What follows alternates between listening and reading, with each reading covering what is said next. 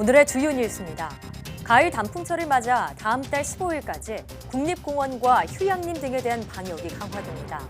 정부는 단체 여행 자제를 당부하고 부득이하게 단체 여행을 하게 된다면 마스크 착용과 차량 내에서의 음식 섭취 자제 등을 당부했습니다.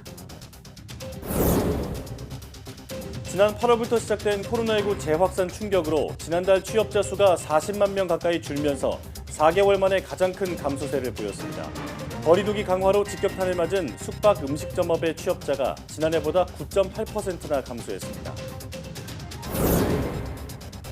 세계보건기구 WHO가 환자 11,200여 명을 대상으로 한 다국적 임상시험에서 렘데시비르가 코로나19 치료 효과가 없다고 결론 내렸습니다. 국내에서는 렘데시비르 처방에 따른 부작용 사례가 11건 보고됐습니다.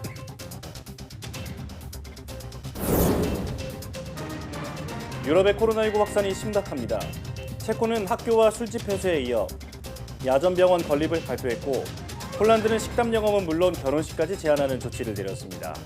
EU 집행위원회는 시간이 별로 없다며 회원국의 강력한 방역 대책 수립을 거듭 촉구했습니다.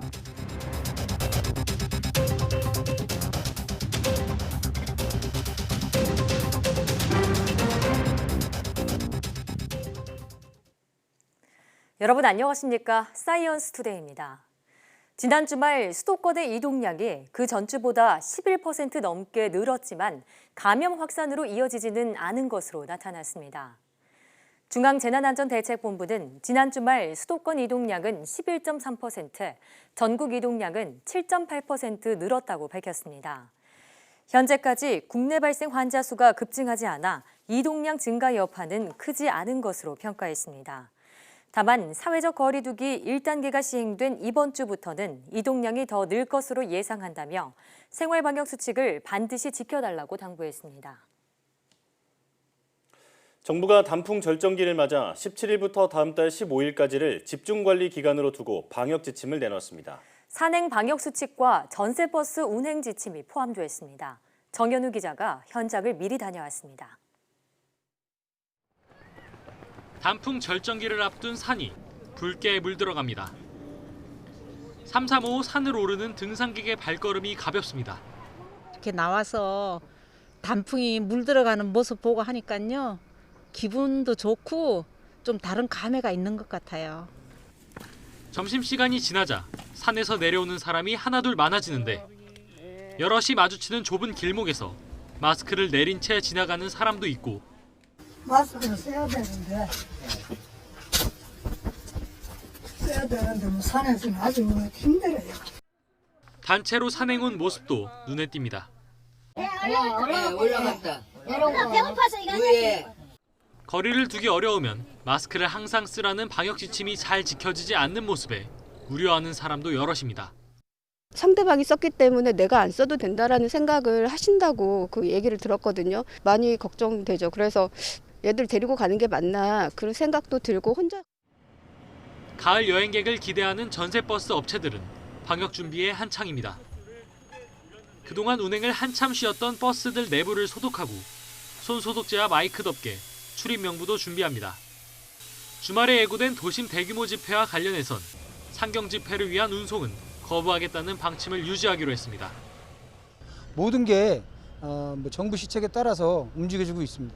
인천 지역은 8.15 모임에 차량 동원 안 하겠다는 그런 성명도 했고요. 단풍철 산행객이 몰릴 것으로 보이는 17일부터는 방역 집중 관리 기간입니다. 괜찮겠지 하는 방심이 또 다른 집단 감염으로 이어질 수 있다는 점을 잊지 말아달라고 방역 당국은 거듭 강조했습니다. YTN 정현우입니다. 코로나19 재확산 여파로 지난달 취업자 수가 40만 명 가까이 줄면서 넉 달 만에 가장 큰 감소세를 보였습니다.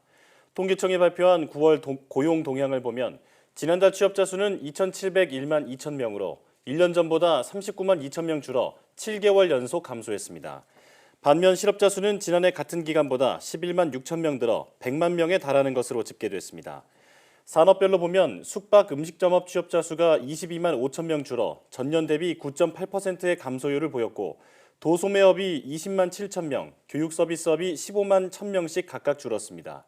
나이대로는 60세 이상 취업자 수가 41만 9천 명 늘었지만 20대부터 50대까지 다른 모든 연령층에서는 감소했습니다.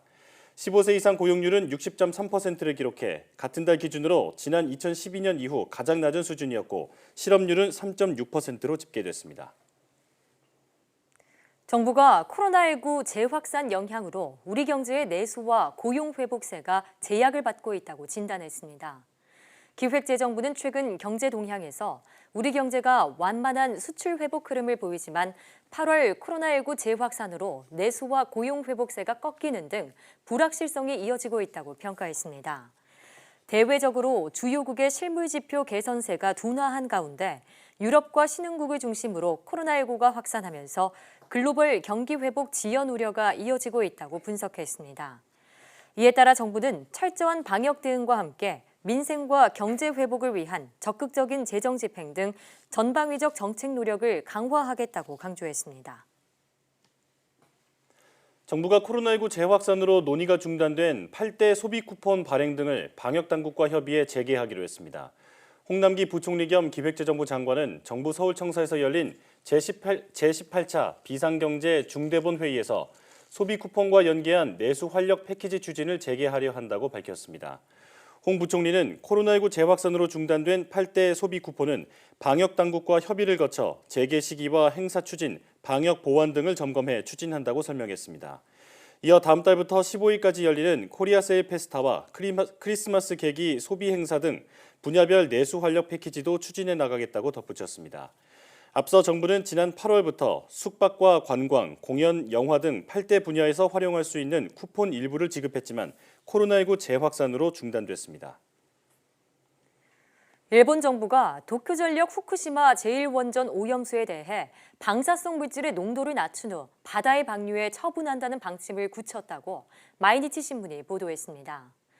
보도에 따르면 일본 정부는 이번 달 중이라도 후쿠시마 제1원전 관련 폐로 및 오염수 대책을 논의하는 관계 강요 회의를 열고 결정할 계획입니다. 후쿠시마 제1원전에선 2011년 동일본 대지진 당시 폭발 사고를 일으킨 원자로 내에 용융된 핵연료를 식히는 순환 냉각수에 빗물과 지하수가 유입돼 섞이면서 오염수가 하루 160톤에서 170톤씩 발생하고 있습니다. 후쿠시마 제1원전 운영사인 도쿄전력은 이 오염수를 다핵종 제거 설비라는 핵물질 정화 장치로 처리해 부진의 탱크에 보관하고 있습니다. 오염수를 정화 장치로 처리해도 현재 기술로는 충분히 제거하기 어려운 삼중수소라는 방사성 물질은 남습니다.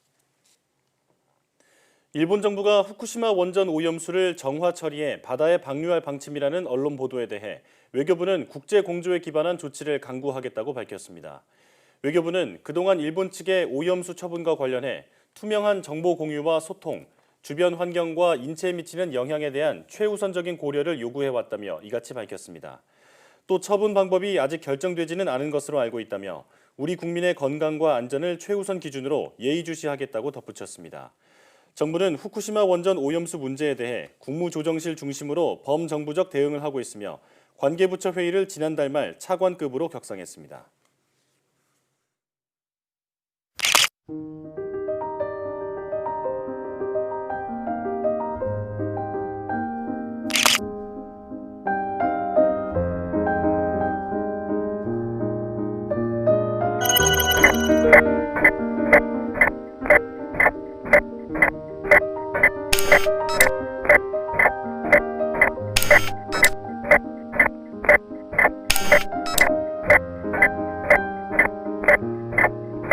Three, two, one.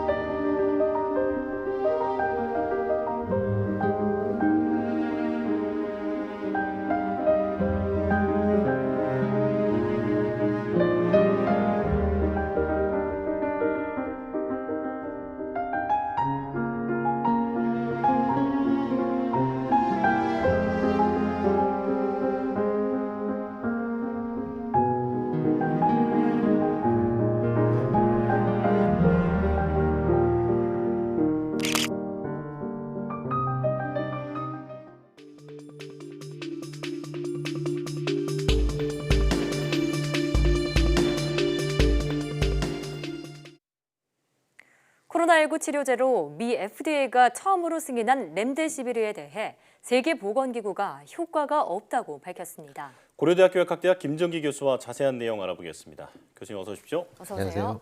네. WHO가 코로나19 치료제로 긴급 사용 승인을 받았던 렘데시비르의 효과가 거의 없다고 밝혔습니다. 그동안 중증 환자의 사망률을 낮춰준다고 해서 국내에서도 600명 넘게 투여받은 것으로 알고 있는데 앞으로 렘데시비르 처방에 어떤 변화가 있을까요? 아무래도 WHO에서 이번에 연대 시험을 통해 가지고 렘데시비르랑 기타 다른 한 토탈 4개의 약물에 대해서 이제 효능이 별로 없다라고 결론을 내렸는데요. 네. 이 부분은 아무래도 우리나라에서도 그러니까 임상에 적용할 때에 영향을 미치지 않을까 생각을 하고 있습니다. 네. 그리고 국내에서도 실제로 한 600여 명이 투약을 받았는데 이 효능에 대해서는 아직 정확하게 보도된 바가 없거든요. 네. 그래서 아직 효과가 좀 미비한 걸로 제가 생각하고 있고요, 저도. 네. 그리고 이러한 부분들은 실제로 렘데시비르를 국내에서 투약받은 600여 명 중에 11건 정도가 부작용 사례가 보고된 바가 네. 있고요. 그 중에서는 뭐 주로 이제 경미한 부작용이긴 합니다만 간 기능 수치 향상이라든가 아니면 그 심혈관계 쪽에 문제를 일으킨 경우도 있거든요. 예. 그래서 이런 부분들은 어쩌면은 중증 환자한테는 크게 영향을 줄 수가 있기 때문에 아마 임상을 담당하고 있는 주치의들께서 이제 종합적으로 판단을 하셔야 되고 더군다나 이 하나의 약물과 다른 약물을 병용 투여할 경우에는 그 약물 간의 상호작용이 있거든요. 네. 그래서 이런 부분들도 고려를 해야 되기 때문에 아무래도 지금은 현재 중증 환자, 그러니까 산소 치료를 받고 있는 중증 환자에 대해서 전체 다 렘데시비르가 투약이 되고 있는데 아무래도 일정 부분 완화되지 않을까 이런 생각을 가지고 있습니다. 예. 네. 말씀하신 렘데시비르는 에볼라 치료제고요. 이 외에도 말라리아나 에이즈 치료제 역시 WHO가 코로나19 치료에 효과가 없다고 밝혔습니다. 자, 이들 약물은 신약 재창출을 통해서 코로나19 치료제로 개발 중이었는데요. 사실상 실패한 원인은 어디서 찾을 수 있을까요? 그러니까 지금은 코로나19 긴급 상황이기 때문에 그러니까 빨리 어떤 새로운 치료제를 개발해야 되는 시급성이 있었거든요. 그러다 보니까 보통은 어떤 신약을 개발하는데 뭐 빨라야 수년 그리고 경우에 따라서는 10년을 넘어가고 때에 따라서는 그 이상도 걸리게 되거든요. 근데 이거를 수개월 만에 단축적으로 진행을 하다 보니까 검증이 채 안 된 부분도 있고요. 네. 네. 그리고 새로운 어떤 약물부터 개발을 시작하기 되면 시간이 오래 걸리기 때문에 네. 기존에 쓰이고 있는 약물에 대해서 재창출하는 방식으로 진행이 됐는데 예. 그러다 보니까 바이러스의 증식을 억제할 수 있는 특이적인 치료제를 찾는 데 한계가 있었습니다. 그러다 보니까 실제로 현재 임상시험 단계에 있거나 아니면 긴급 승인을 받은 약물들이 네. 효과가 미비한 그런 결론들을 낳게 되지 않았나 이런 생각을 가지고 있습니다. 네, 이 서두르다 보니 검증과 준비가 미비했다 이렇게 볼 수 있겠습니다. 자, 지금 상황을 보면 그 트럼프 대통령도 투여를 받았던 리제네론사의 항체 치료제가 가장 승인 가능성이 커 보입니다. 국내에서는 셀트리온이 이 항체 치료제를 개발 중인 것으로 알고 있는데 항체 치료제의 효과 어느 정도로 기대할 수 있을까요?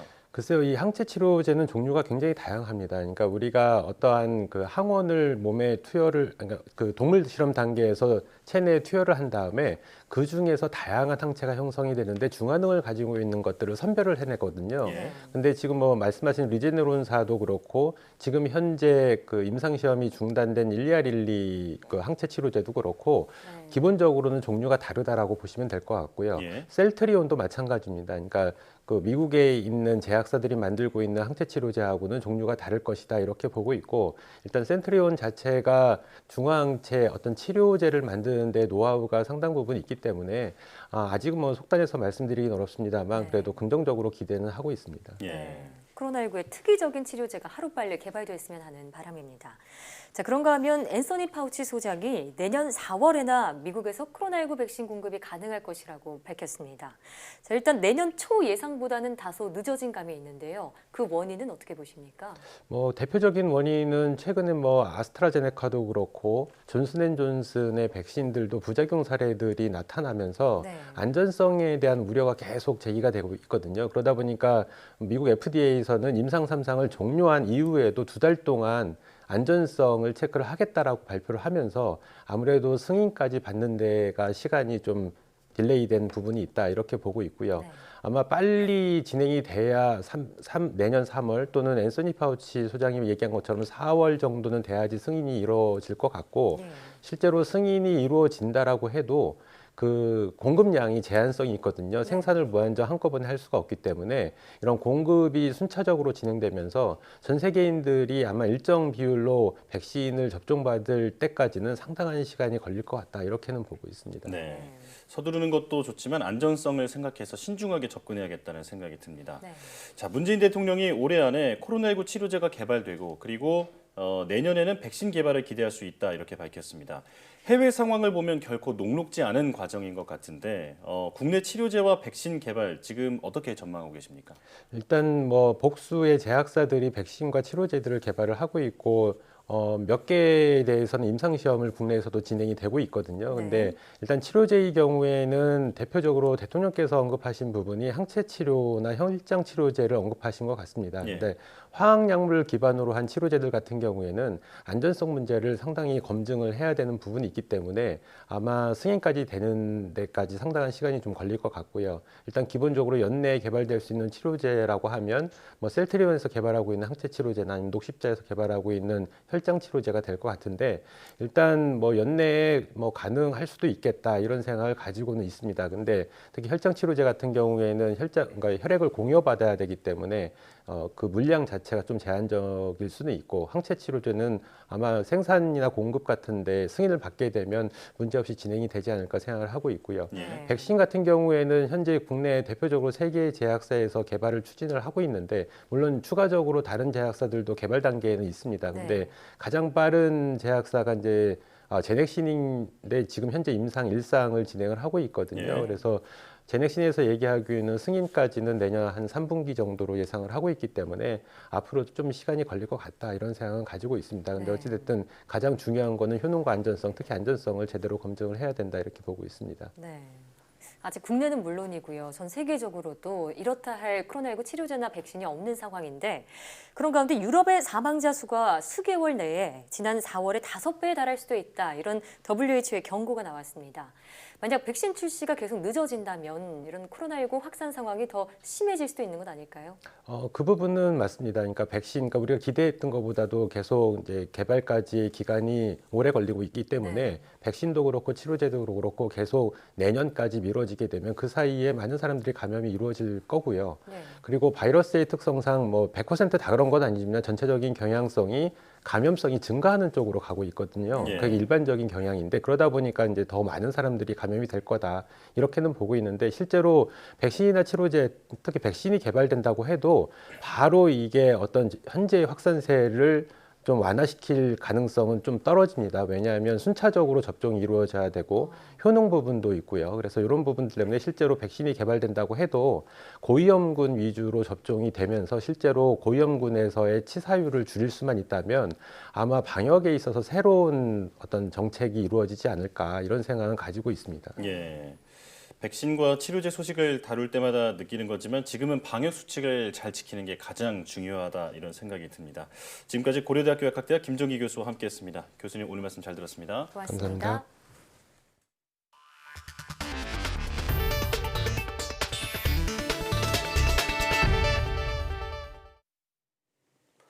미국에서 코로나19가 재확산하며 하루 신규 환자가 6만 명에 바짝 다가섰습니다. CNN 방송은 존스홉킨스 대학 통계를 인용해 현지 시각 지난 14일 하루 코로나19 신규 환자가 59,494명으로 집계됐다고 보도했습니다. 이는 지난 8월 14일 64,601명의 신규 환자가 나온 이후 가장 높은 수치입니다. 약 한 달 전인 9월 7일 24,056명으로 7월 이후 가장 낮은 수준을 보였던 미국의 하루 신규 코로나19 환자는 이후 상승 곡선을 그리고 있습니다. 또 최근 일주일간의 하루 평균 신규 환자도 15일 기준 52,345명으로 그 전주보다 16% 늘었다고 CNN은 전했습니다. 아울러 지난 11일 이후 일리노이주와 유타주 등 21개 주에서 7일간의 하루 평균 신규 환자가 코로나19 사태 이후 최고치를 기록한 것으로 나타났습니다. 앤소니 파우치 미 국립 알레르기 전염병 연구소장이 내년 4월 정도 돼야 코로나19 백신이 보급될 수 있을 것으로 내다봤습니다. 올해 안으로 대규모 백신 투여가 가능할 것이라는 트럼프 대통령의 주장과 배치되는 것이어서 공방이 예상됩니다. 조승희 기자입니다. 코로나19 대응에 신중한 접근을 견지해온 파우치 소장이 코로나19 백신은 일러야 내년 4월쯤 보급이 가능할 것이라고 말했습니다. 그것도 현재 임상시험 중인 백신 후보들의 안전성과 효능이 입증되는 것을 전제로 한 것입니다. 파우치 소장은 11월, 12월은 돼야 어떤 백신이 안전한지 파악할 수 있고 그 가운데 최적의 백신이 하나 선택된다 해도 초기 생산량은 몇백만 회 투여분에 불과할 것으로 내다봤습니다. 최근 존슨앤존슨 사례에서 보듯 막바지 3상 임상이지만 시험 과정에서 부작용이 발생할 경우 누구도 백신 개발 일정을 장담하기 어렵다는 판단에서 나온 전망입니다. 파우치 소장의 발언은 연내 1억 회의 투여분을 보급할 수 있을 것이라는 트럼프 대통령의 주장과 현격한 차이를 보이는 것이어서 논란과 공방이 예상됩니다. 이런 가운데 대선을 코앞에 두고 마음이 급한 트럼프 대통령은 코로나19가 크게 확산하더라도 경제 봉쇄는 지지하지 않겠다고 말했습니다. We're not doing any more lockdowns and we're doing fine. We're not doing any shutdowns. 트럼프 대통령은 한 방송 사회자가 최근 코로나19가 재확산하는 유럽을 예로 들며 경제 봉쇄에 대한 의견을 묻자 이같이 답했습니다. 한편 민주당 카멀라 해리스 부통령 후보는 선거 캠프 안팎에서 코로나19 확진 판정을 받은 사례가 발생하자 오는 18일까지 대면 유세를 중단한다고 발표했습니다. 캠프 관계자는 조 바이든 민주당 대통령 후보는 확진 판정을 받은 이들과 접촉하지 않았다고 밝혔습니다. YTN 조승입니다.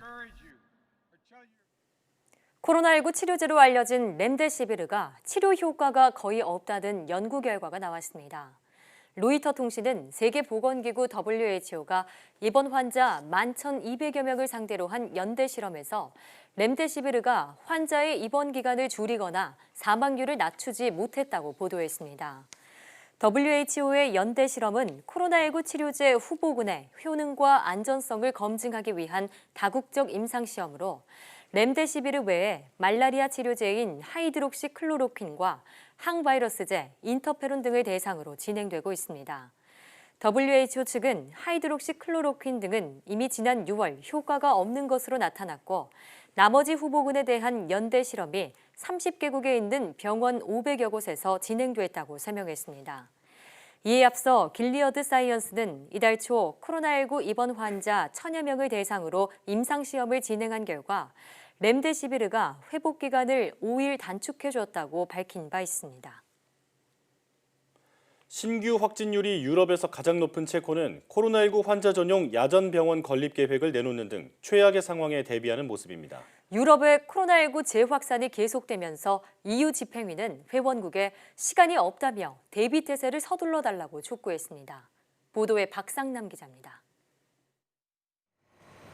코로나19 2차 확산이 유럽 지역을 강타하면서 중부 유럽국인 체코의 상황이 특히 심각합니다. 현지 시간 14일 신규 확진자는 9,500여 명으로 늘어나며 사상 최대를 기록했습니다. 지난 6월 코로나19 종식을 축하하는 대규모 저녁 파티를 연 지 불과 4개월 만에 악몽 같은 상황을 다시 맞이했습니다. 지난 3월처럼 마스크 착용이 의무화됐고 6명 이상의 모임도 금지됐습니다. 학교와 술집, 클럽은 다음 달 3일까지 문을 닫도록 했습니다. 정부도 최악의 상황에 대비한 준비 작업에 나섰습니다. 코로나19 환자를 수용하기 위한 야전 병원을 건립하기로 했습니다. 500병상 규모로 수도 프라하 외곽의 한 전시장에 들어서게 됩니다. Zítra zasedne vláda, která vlastně schválí už první nemocnici, která by měla být v podstatě mimo. 프라하에서 가장 큰 병원도 코로나19 병상 확충을 서두르고 있습니다. V nemocnici jsme podobně jako tomu bylo na jaře, dneska vlastně už aktivovali transformační plán, který směřuje k tomu, že vlastně podstatnou část nemocnice postupně můžeme transformovat na lůžka. 이런 가운데 EU 집행위원회는 회원국들에게 시간이 별로 없다며 코로나19 재확산 대비에 서둘러 달라고 역수를 했습니다. 마르가리타스 시나스 EU 집행위원회 부위원장은 코로나19 유행의 기세는 지난 3월의 수준으로 다시 돌아오고 있지만 준비 태세는 그렇지 않다며 공동 대응을 촉구했습니다. YTN 박상남입니다. 유럽에서 코로나19가 거세게 확산하면서 사망자가 지난 4월에 5배에 달할 수 있다고 세계보건기구 WHO가 경고했습니다. 영국 일간 가디언은 한스 클루게 WHO 유럽 담당 국장이 현지 시각 15일 최소 9개 유럽 국가에서 신규 확진자가 역대 최대였다는 점을 강조하며 이같이 말했다고 보도했습니다. 클루게 국장은 또 한 주간 유럽 내 신규 확진자가 역대 최대를 기록했으며 사망자도 하루 1,000명을 넘어서면서 코로나19가 주요 사망 원인 가운데 5번째가 되는 등 중대한 우려를 낳고 있다고 진단했습니다. 다만 1차 확산 때와는 달리 대다수 국가에서 통제 강화에 나선 것이 사망자를 줄일 수 있다고 설명했습니다. 러시아 보건당국이 집회나 동전을 통한 코로나19 전파 가능성을 경고했습니다. 타스 통신에 따르면 러시아 소비자복지감독청은 현지 시각 15일 코로나19 확진자가 지폐나 동전을 만질 경우 바이러스가 돈 표면에 묻을 수 있다면서 이같이 주장했습니다. 당국은 감독청 산하 국립바이러스 생명공학연구센터인 벡토르의 전문가들을 인용하면서 코로나19 바이러스가 지폐 표면에선 하루 이상, 동전 표면에선 3시간 이상 전파력을 유지한다고 설명했습니다. 또 동전 표면의 바이러스는 1시간 만에 전파력이 100분의 1로 줄어들지만 지폐 표면의 바이러스는 10분의 1 정도만 줄어든다고 설명했습니다. 감독청은 화폐를 통한 코로나19 감염을 막기 위해 돈을 만진 뒤 손을 세정제로 소독하거나 비누로 깨끗이 씻을 것을 권고했습니다.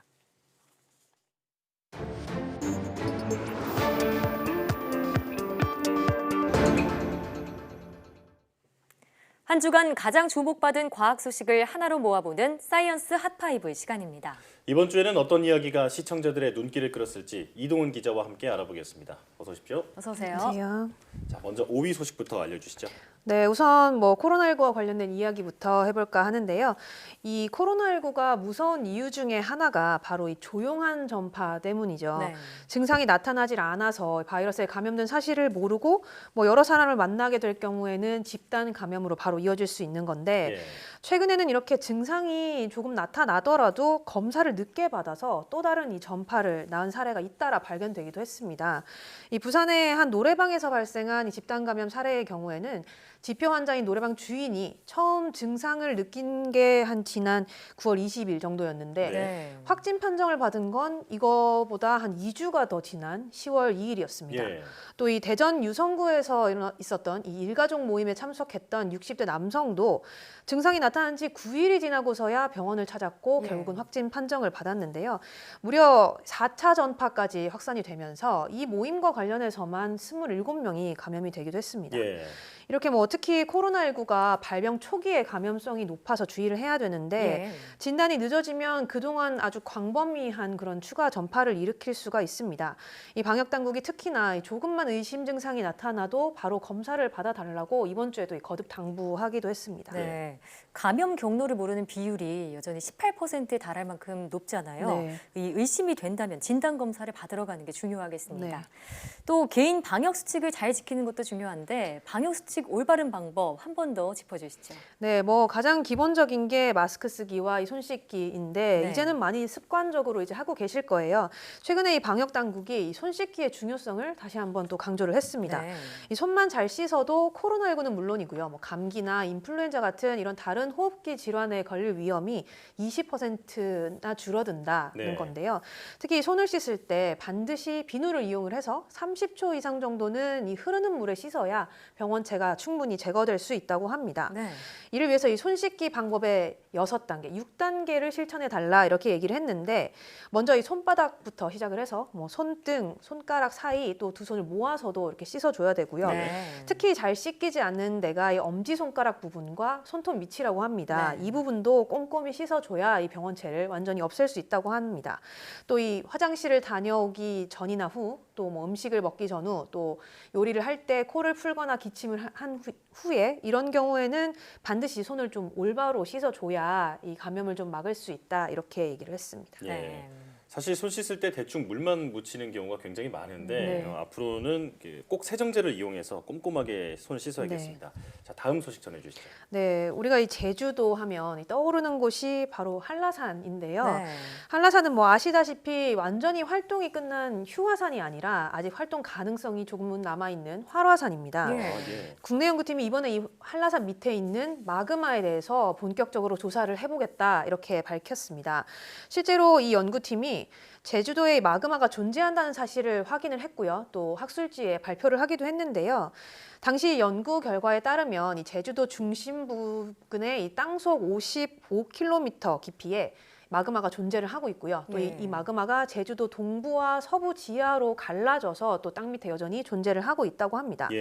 이번에 연구팀은 이 마그마의 활동 이 현황을 조사를 하기로 했는데 마그마가 과연 이동을 하고 있는지 혹시 뭐 뜨거워지거나 식고 있지 않은지 뭐 이런 내용들을 조사를 하기로 했습니다.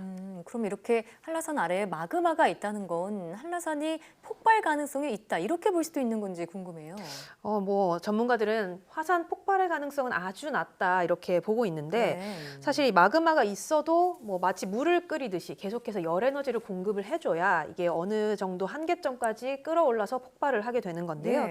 한라산의 경우는 단순히 마그마가 있는 것만 확인이 됐기 때문에 아직까지 뭐 이것이 바로 폭발을 의미하지는 않는다 이렇게 보고 있습니다. 저는 아직 그 백록담도 못 가봤는데 저도요. 폭발하지 않는다고 하니까 참 다행이라는 생각이 듭니다. 자, 다음은 어떤 소식인가요? 네, 뭐 이번 주에 이 화성이 지구와 가까이 다가오면서 이 가장 밝게 빛나는 모습을 볼 수 있다 이렇게 전해드렸습니다.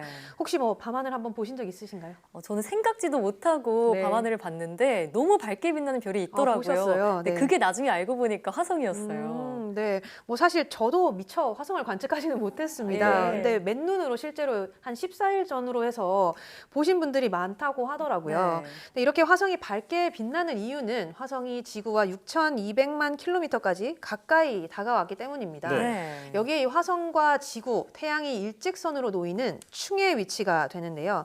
이렇게 되면 이 화성이 태양빛을 정면으로 반사를 하기 때문에 우리가 지구에서 볼 때는 가장 빛나게 되는 겁니다. 이 지구와 화성은 공전 주기가 다르기 때문에 2년에 한 번꼴로 이렇게 일직선상의 충의 위치에 놓이게 됩니다. 특히 올해는 이 북반구에서 화성의 고도가 높고요. 대기의 영향을 덜 받기 때문에 예년보다 조금 더 밝게 보인다고 합니다. 지난 24일이 사실상 이 화성이 가장 잘 보이는 날이었는데 뭐 이후에 빛이 조금씩 약해지기는 하지만 이달 말까지는 이 화성이 밤하늘에서 가장 밝게 빛난다고 합니다. 놓치신 분들은 이 밤하늘을 그래도 한 번쯤 올려다보시면 좋을 것 같습니다.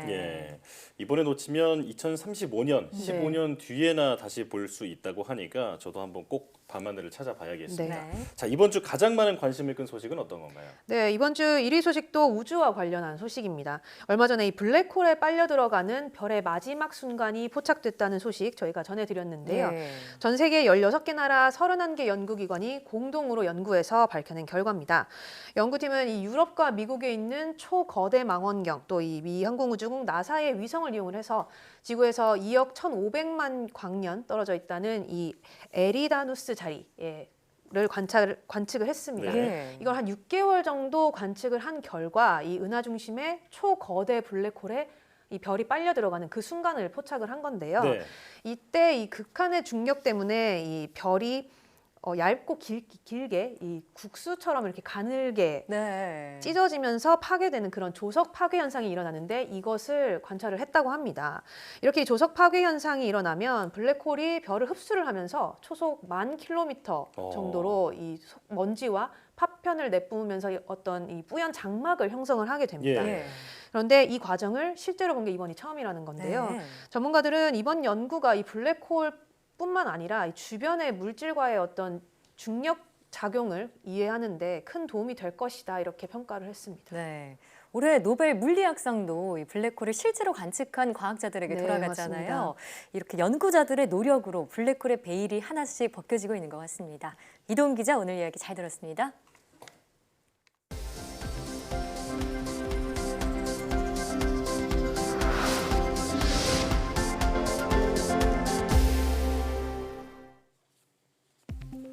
과학기술정보통신부는 서울상공회의소에서 ICT 사회 이슈 발굴단 출범식을 열고 디지털 전환 시대의 사회 문제 해결 방안을 논의했다고 밝혔습니다.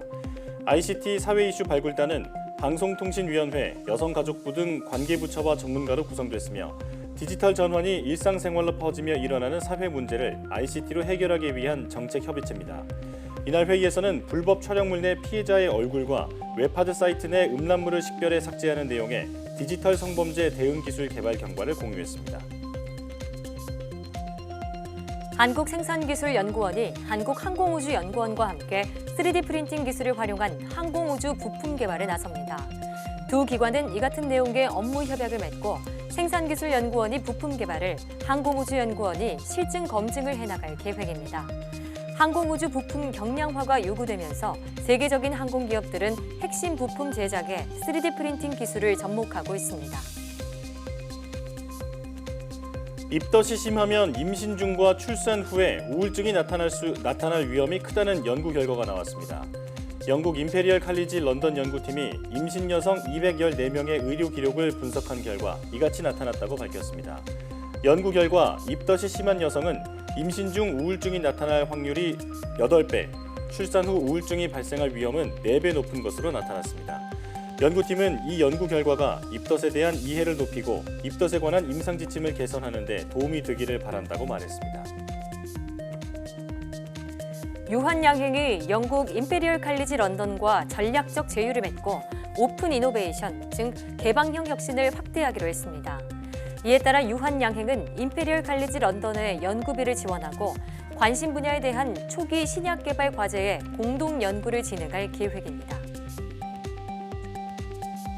한국수목원관리원 국립세종수목원이 8년간 사업 준비와 조성 공사를 마치고 17일 낮 12시부터 일반에 개방됩니다. 관람 시간은 매주 화요일부터 일요일 오전 9시부터 오후 6시까지로 시범 운영 기간인 올해 말까지 무료이며 코로나19 재확산 차단을 위해 관람객 입장을 5,000명으로 제한합니다.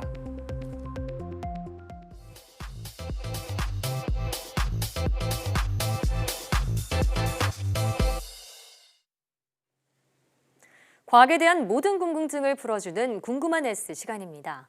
우리의 미각은 단맛과 쓴맛, 신맛, 짠맛, 감칠맛 등 5가지 맛을 중심으로 발달했는데요. 이렇게 5가지 맛을 느끼게 된 것은 생존을 위한 진화의 산물이라고 합니다. 5가지 맛에 담겨있는 과학의 비밀을 지금 바로 화면으로 만나보시죠.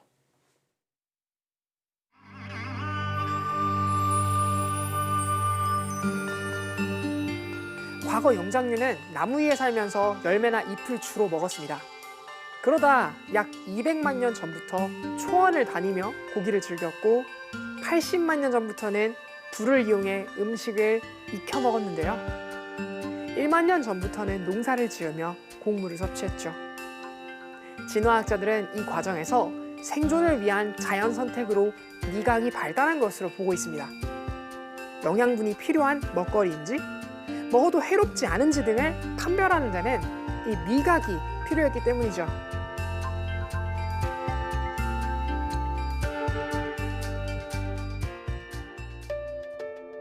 사람이나 동물이나 본능적으로 단맛에 끌리곤 하는데요.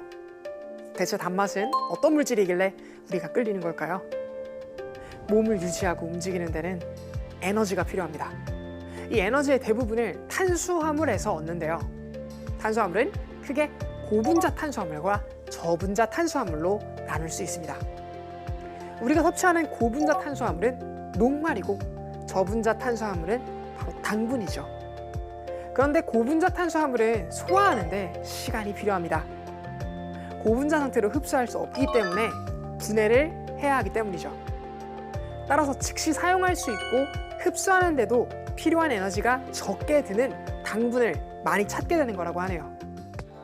특히 영장류는 다른 동물들에 비해 뇌가 발달했는데요. 이 뇌는 신체의 다른 기관에 비해 에너지 소모량이 아주 많은 편인데다가 편식까지 합니다. 포도당이 아니면 필요한 에너지를 만들지 못하죠. 그래서 체내의 당성분이 떨어지면 뇌는 멍해지는데요. 이런 이유로 우리는 본능적으로 단맛에 끌리게 될 수 있다고 할 수도 있겠네요. 모든 생물의 몸은 세포로 이루어져 있습니다. 세포는 세포막으로 외부와 격리되어 있는데요. 세포가 원활하게 움직이려면 외부와의 소통이 필요합니다. 이 소통의 일을 하는 것이 바로 나트륨이라고 알려져 있는 소듐이죠. 그래서 짠맛을 이루는 소듐은 우리 몸에 아주 많이 필요하지는 않지만 삶의 필수적인 영양분인데요. 대표적으로 신경세포는 세포 내에서 정보를 전달하는데 이 소듐 이온을 이용합니다. 소듐이 부족하면 감각기관이 느낀 신호를 뇌로 전달하는 과정이나 반대로 뇌의 명령을 운동기관으로 전달하는 과정에서도 이상이 생깁니다. 그래서 소듐은 일정한 정도로 유지되어야 하죠. 인체가 얻는 3대 영양소 중 하나가 바로 단백질이죠. 우리가 고기를 먹으면 거기에 포함된 단백질은 먼저 위에서 펩신에 의해 한번 분해되고 십이지장에서 트립신에 의해 또 분해가 됩니다. 그리고 소장에서 다시 펩티다제에 의해서 최종적으로 아미노산으로 낱낱이 분해돼야 비로소 흡수가 됩니다. 다른 영양분에 비해 분해되는 과정도 복잡하고 시간도 오래 걸리는데요. 인류는 복잡한 과정 없이 이 아미노산의 형태로 직접 섭취하는 방법을 알아냈습니다. 아미노산은 주로 동물의 혈액과 같은 체액에 주로 존재하지만 쉽게 먹을 수 없었습니다. 하지만 음식을 조리하는 과정에서 단백질을 아미노산으로 분해하는 방법을 알아내게 되었고 이는 감칠맛이라는 미각의 발달까지 이어졌는데요. 감칠맛은 아미노산의 맛을 느끼는 것입니다. 예를 들어 된장이나 고추장 그리고 간장 같은 음식이 대표적으로 아미노산이 풍부합니다. 발효 과정을 통해 단백질이 아미노산으로 분해되었기 때문인데요. 그래서 음식을 만들 때 이런 재료들을 조미료로 사용합니다. 가난아기에게 신맛이 나는 음식을 주면 얼굴을 온통 찌푸리며 뱉어냅니다. 우리가 신맛을 즐기는 것은 본능적이라기보다는 학습에 의한 것인데요. 신맛이 약간 나면서 단맛이 나는 귤이나 오렌지를 통해 신맛이 익숙해진 것이죠. 신맛을 느끼게끔 진화한 것은 바로 상한 것을 구분하기 위해서인데요. 우리의 혀는 상한 음식을 구분하기 위해서 산의 맛을 느끼게 되었습니다. 이 음식은 위험하다, 먹지 마라 같은 신호를 뇌에서 보내는 것인데요. 식물은 이를 역으로 이용하는데요. 동물들이 과일을 먹고 그 속에 있는 씨앗을 멀리 퍼뜨려야 하는데 씨앗이 성숙하기 전에 먹혀버리면 소용이 없잖아요.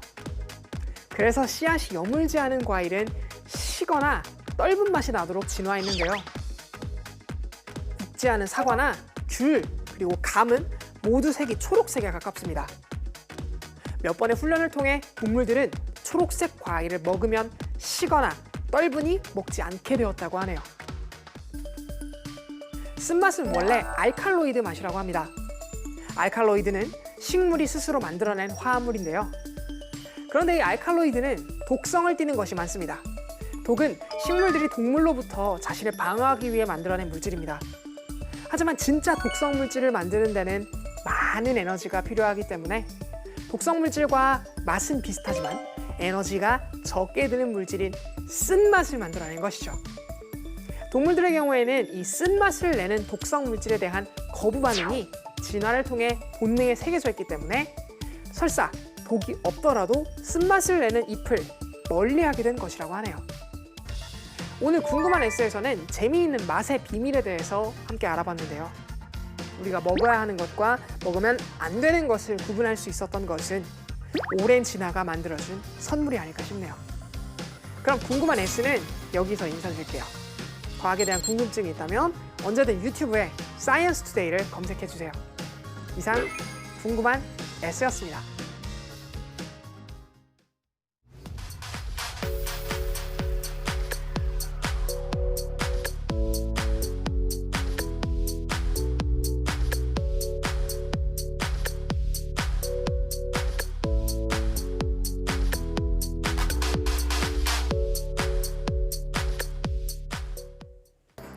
태양계에서 지구와 가장 가까이에 있는 행성은 화성이죠. 특히 화성과 지구의 거리가 가까워지는 대근접 시기가 바로 요즘인데요. 이 시기에는 맨눈으로도 밤하늘에서 붉게 반짝이는 화성을 볼 수 있습니다. 이때를 놓치면 앞으로 15년을 기다려야 한다고 합니다. 밤하늘에서 밝게 빛나는 화성을 찾아보며 코로나19로 지친 마음을 달래보는 건 어떨까요? 사이언스 투데이 여기서 마칩니다. 함께해 주신 여러분 고맙습니다.